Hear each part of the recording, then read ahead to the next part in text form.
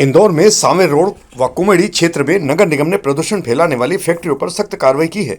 अपर आयुक्त प्रखर सिंह ने औद्योगिक इकाइयों का निरीक्षण किया था, जिसमें रासायनिक अपशिष्ट जल सीवरेज में छोड़े जाने की पुष्टि होने पर कलर केम कंपनी पर 1 लाख रुपए का अर्थदंड किया गया। वहीं कुमेड़ी क्षेत्र की डिलाइट इनोवेशन फैक्ट्री पर नाले में गंदा पानी व कचरा डालने पर 20,000 रुपए का स्पॉट फाइन लगाया गया।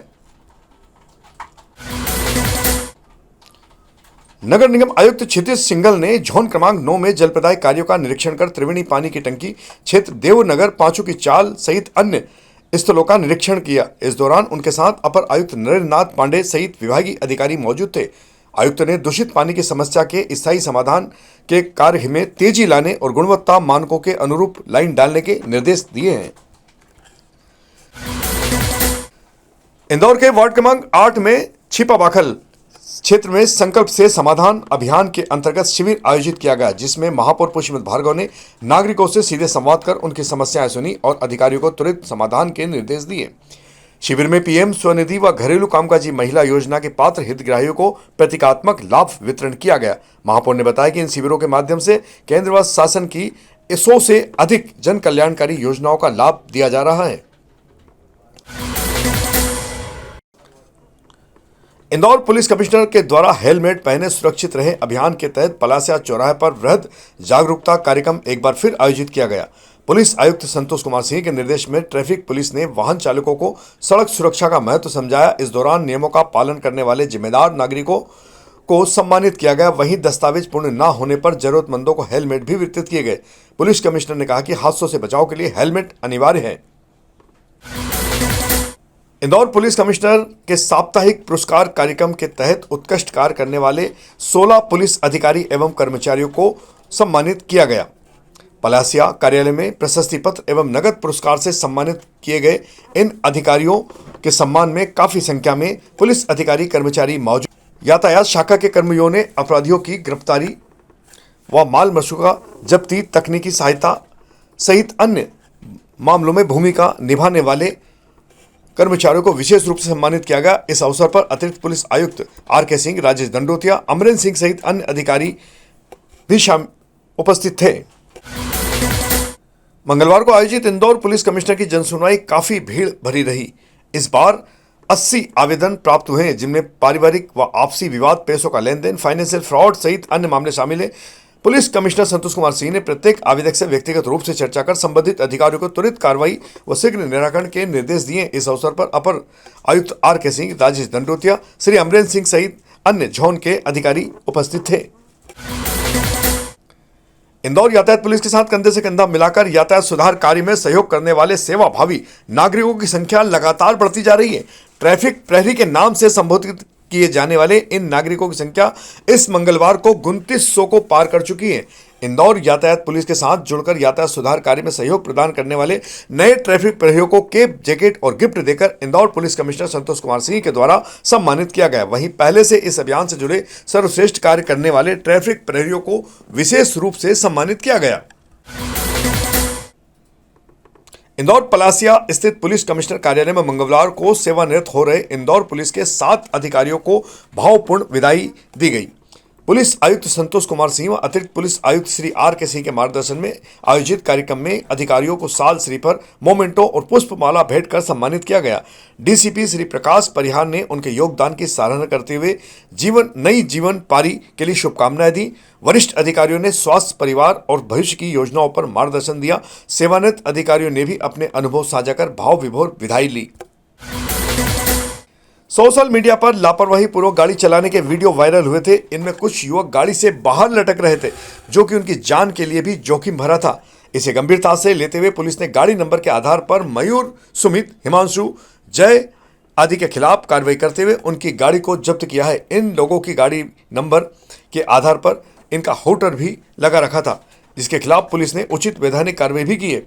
साथ ही इनको चेतावनी दी गई कि इस तरह की गतिविधियां कानून का उल्लंघन है। सभी युवकों ने माफी मांगते हुए पुलिस को भरोसा दिलाया कि अब भविष्य में वे दोबारा ऐसी गलती नहीं करेंगे। तो तत्काल घटना को संज्ञान में लेकर के 4 आरोपियों को गिरफ्तार किया गया है। वजह सबूत 2 जो गाड़ियां हैं, एक थार कार है जो बिना नंबर, बिना रजिस्ट्रेशन की है, उसको वजह सबूत जब्त किया गया है। एक स्विफ्ट कार है, उसको भी वजह सबूत जब्त कर लिया गया है। और जितने आगे भी ऐसी कोई अपराध की पुनरावृत्ति नहीं हो, इसलिए कठोर वैधानिक कार्रवाई, प्रतिबंधात्मक कार्रवाई की गई है तथा इनके द्वारा मोटर व्हीकल एक्ट के बहुत सारे जो नियम कायदे हैं उनका उल्लंघन किया गया है, उसमें भी कार्रवाई की गई है और इस प्रकार से सभी को अभिरक्षा में लेकर के वैधानिक कार्रवाई की जा रही है। सोमवार सुबह आयुक्त क्षितिज सिंगल ने स्वास्थ्य अधिकारियों और जोनल अमले के साथ जोन क्रमांक 13 के अंतर्गत वार्ड 74 सहित भोलाराम उस्ताद मार्ग, Pipliya Rao, ring road, Ambikapuri, Gokul Dham colony सहित अन्य जगह का निरीक्षण किया। इस दौरान दूषित पेयजल वाले क्षेत्रों में भी विशेष रूप से निरीक्षण किया गया। देखिए, स्वच्छता को लेके ये पूरा टीम एफर्ट होता है नगर निगम के साथ साथ। सभी जब नागरिक जुड़ते हैं तब जो इंदौर का मॉडल है वो सक्सेसफुल होता है। तो हम लोग जो अपनी टीम में जो कसावट करनी है या जो सुधार करना है वो भी हम लोग करेंगे। और मैं आपके माध्यम से नागरिकों से भी अपील करूँगा कि वो भी ध्यान रखें कि कचरा कहीं पर भी, हमारी कचरा गाड़ी सब जगह जाती है, तो गीला, सूखा और जो अन्य प्रकार के कचरों को अलग-अलग करके देने के आह्वान हम लोग करते रहे हैं। उसकी व्यवस्था भी है, उसका ज़रूर पालन करके कचरा गाड़ी में ही कचरा दें, इधर-उधर कहीं ना फेंकें। मुख्यमंत्री मोहन यादव के निर्देश पर मिलावटी और अस्वच्छ खाद्य सामग्री बेचने वालों के खिलाफ प्रशासन का अभियान लगातार जारी है। कलेक्टर शिवम वर्मा के निर्देश पर सोमवार को खाद्य सुरक्षा विभाग की टीम ने शहर के अलग अलग क्षेत्रों में कार्रवाई की थी। टीम सबसे पहले चंदन नगर स्थित न्यू मिलन बेकरी पहुंची, जहां टोस्ट तैयार किए जा रहे थे। निरीक्षण के दौरान परिसर की दीवारें, फर्श पर काफी गंदगी पाई गई, वहीं कच्चा माल सीधे फर्श पर रखा मिला। कर्मचारी बिना केप और एप्रन के काम करते मिले। जांच के दौरान टोस्ट बनाने में उपयोग किया जा रहा संदिग्ध पाउडर भी जब्त किया गया। जी बिल्कुल, माननीय मुख्यमंत्री जी के निर्देशानुसार मिलावटखोरों के खिलाफ जिला इंदौर में अच्छी कार्रवाई हो रही है। पूरा अभियान चल रहा है और इसी कड़ी में आज 2 कार्रवाई और हम लोगों ने करी है। चंदन नगर में एक बेकरी में जहाँ पर काफ़ी गंदगी पाए जाने का और सैकरिन के अंदेशा होने पर कार्रवाई की गई है। वहाँ पे उस संस्थान को सील किया गया है और सैंपल भी कलेक्ट किए गए। हम लोग आगामी जो वैधानिक कार्रवाई वो कर रहे हैं। और इसी प्रकार तिलक नगर में पान चटनी के संदर्भ में शिकायत पर कार्रवाई हुई है। वहाँ पे संस्था के पास उचित वैध लाइसेंस भी नहीं था, जिसके आधार पर हमने संस्था को सील किया गया है। सैंपल लेके हम बाकी जो आगामी कार्रवाई है वो कर रहे हैं। और सभी हमारे, चूँकि इंदौर में जनभागीदारी से बहुत बड़े बड़े कार्य सिद्ध हुए हैं और इंदौर की सम्मानित जनता हमेशा से ही अच्छे अभियानों में अपना योगदान देते हैं। तो हम निरंतर प्रयास करते हैं कि जो हमारी किस प्रकार से एक आम खाद्य पदार्थ में मिलावट को जान सकें, इसके लिए SOPs भी जारी करते हैं। और हमारी मोबाइल जो फूड टेस्ट लैब है वो भी अपने रूट पर घूमती है। तो आज वहाँ भी शिकायत मिली चंदन नगर के दौरान, जब वहाँ पे वो हमारी फूड टेस्ट लैब घूम रही थी तो उनको अवैध मिलावट, मसालों में मिलावट की शिकायत की गई। तो उसके भी सैंपल लिए गए और सैंपल को लेके हम लोग उसका भी हालांकि मिलावट प्रथम दृष्टया नहीं पाई गई है, उनके सैंपल की जांच भी कराई गई है। लेकिन ये मोबाइल टेस्ट लैब के माध्यम से एक जागरूकता भी होती है और किसी भी नागरिक को यदि लगता है कि कोई ऐसी शिकायत है तो उसका हम लोग तत्काल वहाँ पे सैंपल लेके टेस्टिंग भी करते हैं। तो इस प्रकार की 3 कार्रवाई आज की गई है। भागीरथपुरा की घटना उस वक्त राजनीतिक मायने में और भी गहरी हो चुकी है जब खुद इंदौर के महापौर पुष्यमित्र भार्गव ने सार्वजनिक रूप से यह कह दिया कि जनप्रतिनिधि होने के नाते इस पूरे मामले की जिम्मेदारी उनकी है। महापौर के इस बयान ने अब विपक्ष के लिए एक नई बहस छेड़ दी है। सरकार के द्वारा निगम आयुक्त, अपर आयुक्त और नर्मदा परियोजना के कार्यपालन यंत्री पर कार्रवाई के बाद अब यह सवाल उठने लगा है कि क्या केवल अधिकारियों की जिम्मेदारी ठहराकर जनप्रतिनिधियों की भूमिका को नजरअंदाज किया जा सकता है। जिस क्षेत्र में यह घटना हुई वहां के वार्ड पार्षद से लेकर क्षेत्रीय विधायक के साथ साथ क्या अब महापौर पुष्यमित्र भार्गव भी इस्तीफा देंगे? महापौर की स्वीकृति के संकेत से साफ जाहिर है कि मामला अब सिर्फ तकनीकी या विभागीय लापरवाही का नहीं बल्कि राजनीतिक नेतृत्व की गंभीर जवाबदारी से भी जुड़ गया है। ये 30% हिस्से में तो पानी नर्मदा जी का साफ जा रहा है, जिसकी रोज टेस्टिंग हो रही है। टेल एंड पे भी आदमी जाके उसका क्लोरीन टेस्ट करता है। बचे हुए हिस्से में तो अभी हमने पानी शुरू नहीं किया है, तो टैंकर से साफ पानी हम सप्लाई कर रहे हैं। भागीरथपुरा की घटना के लिए देखिए, उसमें एक बात है, जनप्रतिनिधि होने के नाते अकाउंटेबिलिटी हमारी है और बाकी तो हाई कोर्ट ने जांच कमेटी बनाई है। उसकी जांच में आएगा ही। उसके अलावा वहाँ प्राथमिकता यही है कि सारी चीजें सामान्य हों। गंदा पानी वर्षों से शहर को मिल रहा है, सीएम हेल्पलाइन, मेयर हेल्पलाइन, जन सुनवाई। मंगलवार को आयोजित इंदौर नगर निगम की जनसुनवाई में इस बार एक विचित्र मामला सामने आया है। इंदौर के विकास नगर क्षेत्र में बनी त्रिवेणी पानी की टंकी मूल रूप से वार्ड 46 के रहवासियों की जरूरतों को ध्यान में रखकर स्थापित की गई थी, लेकिन स्थानीय लोगों का कहना है कि इस टंकी का पानी उन्हें नियमित रूप से मिल ही नहीं रहा है, बल्कि पास के वार्ड 26 को न केवल उसकी अपनी 3 टंकियों से पानी मिल रहा है, बल्कि वार्ड 46 की टंकी से भी इंटर कनेक्शन के जरिए सप्लाई दी जा रही है। इससे वार्ड 46 में पानी का दबाव काफी कम हो गया है। कई इलाकों में समय पर पेयजल ही नहीं पहुंच पा रहा है। जन सुनवाई के दौरान पार्षद सेफू वर्मा ने भी इस पूरे मामले को उठाते हुए आयुक्त के समक्ष शिकायत की है। मेरे वार्ड में पानी की बहुत ज्यादा समस्या हो रही है। मेरे यहाँ के वार्ड में लोगों को पानी नहीं मिल पा रहा, पर्याप्त पानी नहीं मिल पा रहा। मेरे वार्ड में अभी जो 26 नंबर वार्ड है जो लक्के ही है, वहाँ पे हम लोगों ने जो नर्मदा लाइन जो डाली थी तो उन लोगों ने वहाँ पे इंटर कनेक्शन किया हुआ है, तो उस कारण से मेरे वार्ड वालों को पानी नहीं मिल पा रहा है। इसलिए मैं सर से मिलने के लिए आई थी। क्या बोला सर ने? हाँ, सर ने आश्वासन तो दिया है कि मैं बात करता हूँ, मैं देखता हूँ उसको, अब आगे देखते हैं कि क्या होता है। कितने समय से ये तो पानी की टंकी का जो ये समस्या कम से कम हमको 5 से 6 महीने हो गए हैं। मेरा बस्ती क्षेत्र है, तो वो मतलब जितनी भी मेरी वहाँ की जनता पूरी जो टिकी हुई है सिर्फ विकास नगर पानी की टंकी के ऊपर ही टिकी हुई है। मेरा बस्ती क्षेत्र के कारण ना वहाँ पे टैंकर पहुँच पाता, ना वहाँ पे बोरिंग की सुविधा उपलब्ध है। जी आज जनसुनवाई में किस तरह के मामले आए थे जिसको निराकरण के लिए संबंधित? ये जनसुनवाई में अवैध अतिक्रमण और कुछ उद्यान संबंधी शिकायत की, कुछ निर्माण कार्यों को लेके भी डिमांड थी। अलग अलग तरह की शिकायतें आई हैं, उनका परीक्षण करके नियमानुसार कार्रवाई की जाएगी। महिला पार्षद भी आई थी जिन्होंने पानी की जो समस्या से मिलते हुए आपको अवगत कराया, वार्ड 46। हाँ, वार्ड 46 की पार्षद भी आई थी, उन्होंने कुछ समस्या बताई है।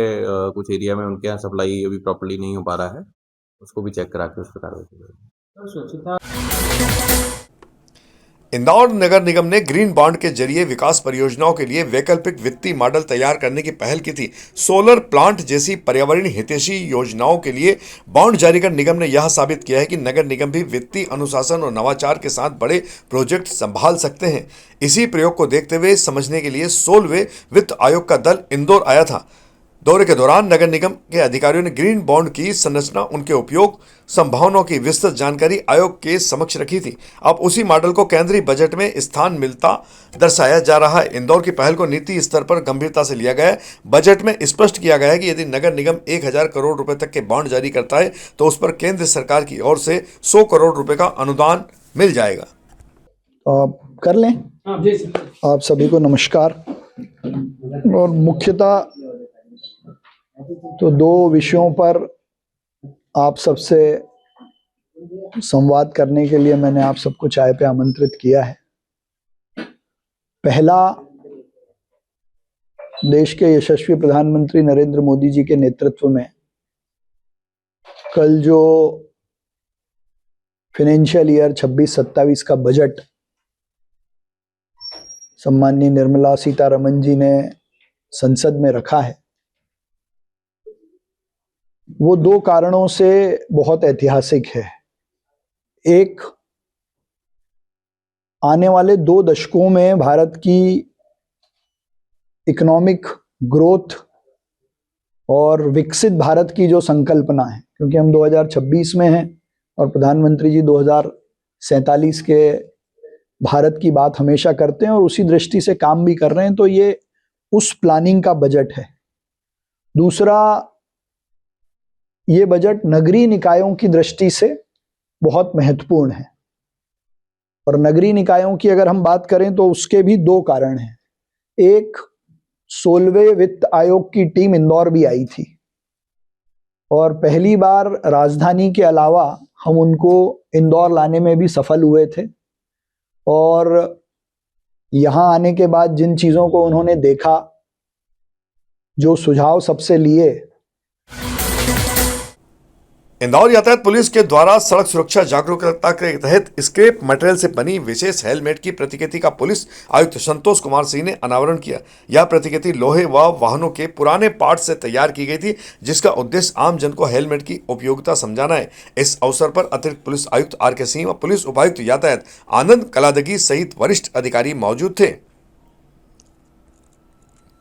तो यह थी हमारी आज की प्रमुख खबरें। खबरों का सिलसिला आगे भी जारी रहेगा। इंदौर से जुड़ी ताजा और महत्वपूर्ण जानकारियों के लिए आप हमारे दोपहर न्यूज चैनल से लगातार जुड़े रहने के लिए सबसे पहले इसे सब्सक्राइब करें और अन्य को भी सब्सक्राइब करवाएं। यदि आपके पास भी कोई महत्वपूर्ण खबर या जानकारी है तो आप दोपहर न्यूज के नंबर 9827329911 पर संपर्क कर सकते हैं।